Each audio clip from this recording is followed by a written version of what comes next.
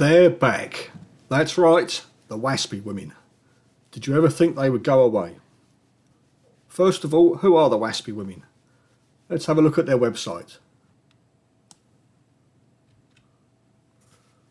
We are a campaign group for 1950s born women who saw rapid and steep increases to their state pension age without adequate notice. In March 24, the Ombudsman found this to be maladministration and instructed Parliament to deliver compensation as quickly as possible. Well, that's a load of rubbish.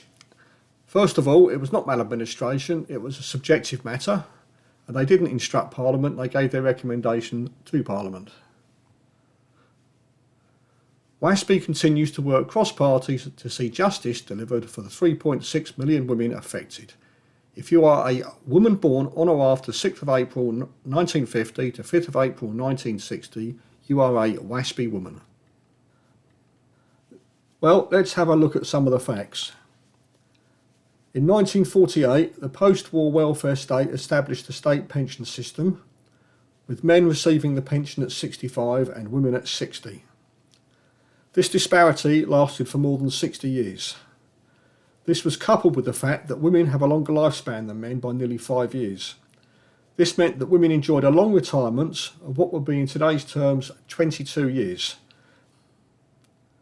whereas men worked much closer to the grave, receiving only 12 years of state pension. Now, I don't recall one syllable from feminists, or these WASPI women, about this overt and systemic discrimination that men suffered. So what exactly is their beef?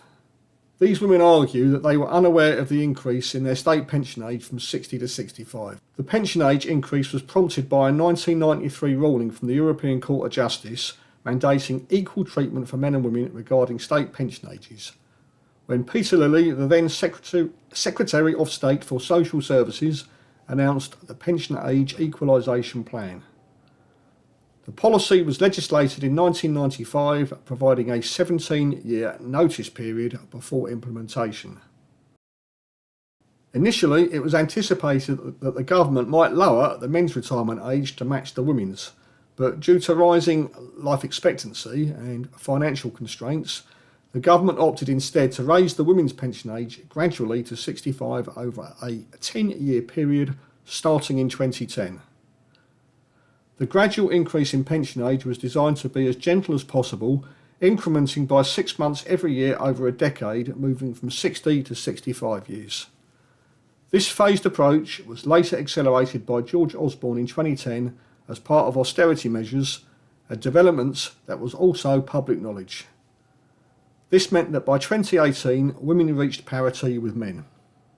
So what prompted me to make this video was a recent newspaper article in the Telegraph from a journalist, Melanie McDonough, who has done an excellent job explaining why there is no cause less deserving than the WASPI women.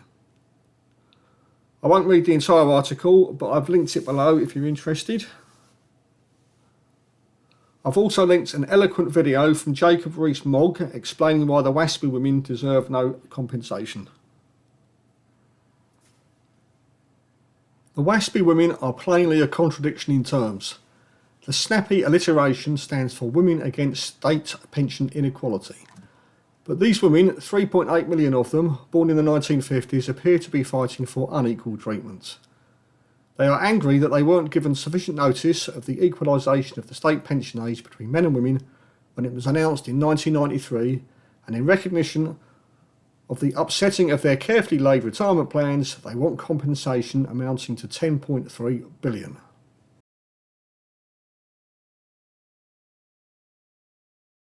It was insane to begin with that women should have enjoyed a lower retirement age, 60, than men, 65, given that men often die earlier than women.